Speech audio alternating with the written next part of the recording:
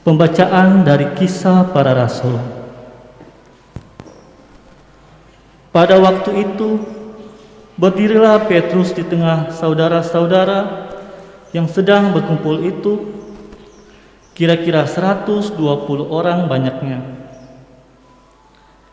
Ia berkata, "Hai saudara-saudara, haruslah genap nas kitab suci yang disampaikan Roh Kudus dengan perantaraan Daud tentang Yudas, pemimpin orang-orang yang menangkap Yesus itu.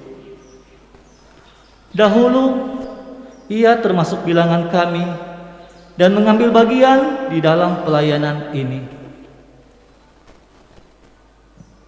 Sebab ada tertulis dalam kitab Mazmur, biarlah jabatannya diambil orang lain.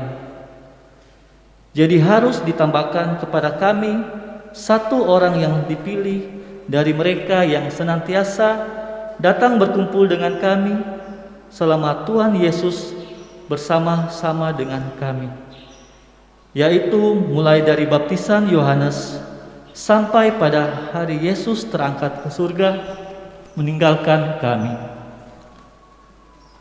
Bersama kami ia harus menjadi saksi tentang kebangkitan Yesus."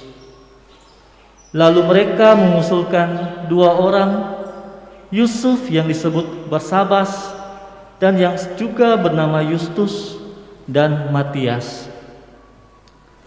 Mereka semua lalu berdoa, "Ya Tuhan, Engkaulah yang mengenal hati semua orang.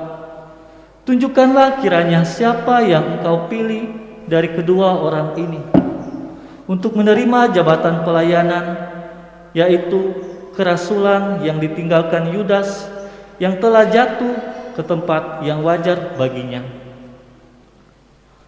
Lalu mereka membuang undi bagi kedua orang itu, dan yang kena undi adalah Matias. Dengan demikian Matias ditambahkan kepada bilangan ke-11 rasul. Demikianlah sabda Tuhan. Syukur kepada Allah.